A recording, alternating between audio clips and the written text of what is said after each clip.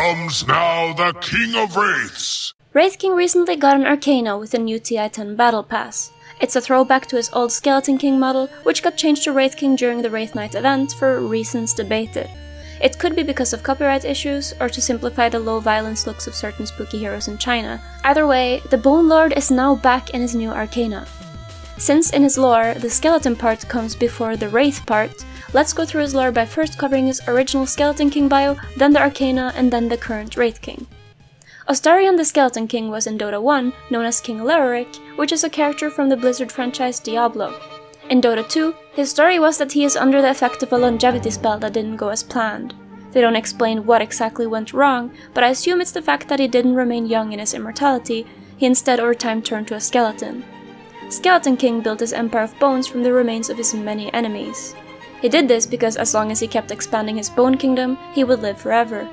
So powerful was he and his bone magic that even nature itself, such as trees and animals in his domain, had been replaced with bone. Due to the new bone-white trees, the surrounding woods was now called the Ivory Forest, so there he ruled from his bone throne in his bone empire. Skeleton King's relationships were mostly puns about bone and simping for Queen of Pain. A small pile of bones you'll make? Ah, Queen of Pain, my bones are yours to crack. He also seemed to have a special rivalry with Undying, who with the dirge song of the dead god rises corpses to fight again. Dirge's death plays sweetly in my ears. His new Arcana, the One True King, retells this story. People keep asking if I'm back. Yeah, I'm thinking I'm back.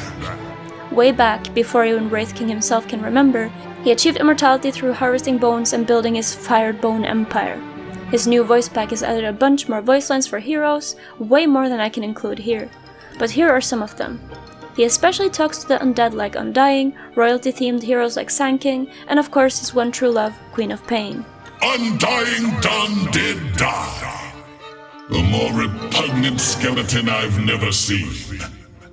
Let's test this immortality of yours a bit further.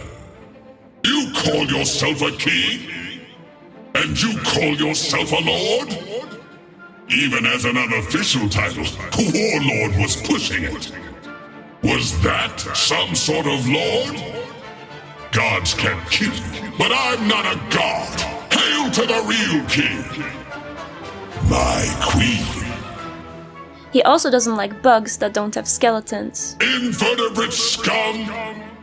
He also seems to really like cats for some reason, as my friend Goink noticed. You weren't worthy of such a fine animal. I generally dislike killing felines, but the rider died quite well.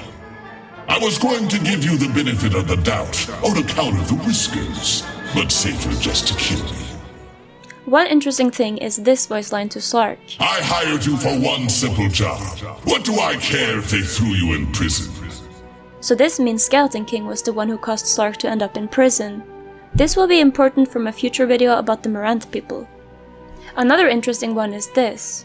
Tell your master our contract is void. He didn't hold up his end of the bargain. So whoever Spiritbreaker's master is had a deal with Astarion, possibly the deal that made him undead.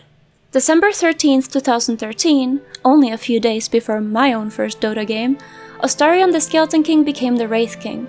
It was because he realized that bone could perish, and so he tried to seek out a different substance that would be eternal.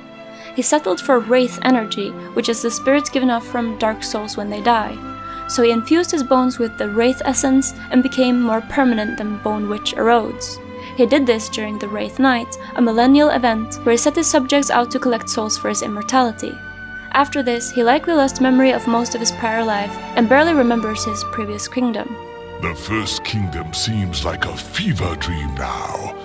A place of clattering bone-white trees and towers. Some skeleton magic still persists though, as any enemy that dies by his hand will rise again as his little bone warriors. Wraith King has always reminded me of the King of the Dead, the leader of the Army of Dead from Lord of the Rings: Return of the King. But it's interesting to note because in Underlords, Silver Edge's bio says this about a certain Mad King Astarion. There's also mention of Chainbreaker, which makes me think this might be a reference to Game of Thrones. There's a popular Dota 1 guide called Caps Lock Leoric, which is an eccentric guide on how to play Skeleton King. Wraith King has a few responses referencing this, buying Armlet of Mordigan, I now have all the sexy. Buying a divine rapier. Oh, rapier. Now your king is balling out of control. And this line. I'll help my weak and puny allies where I can. So that's it for Wraith King. Sorry it's a bit short. There wasn't more interesting things revealed like in Corpse Arcana, since Wraith Kings is more a homage to his past rather than an expansion of his future. Next video will be much longer, and we will be talking about probably my favorite hero lore-wise, Legion Commander, and her arcana as well as artifact lore. Until then, peace.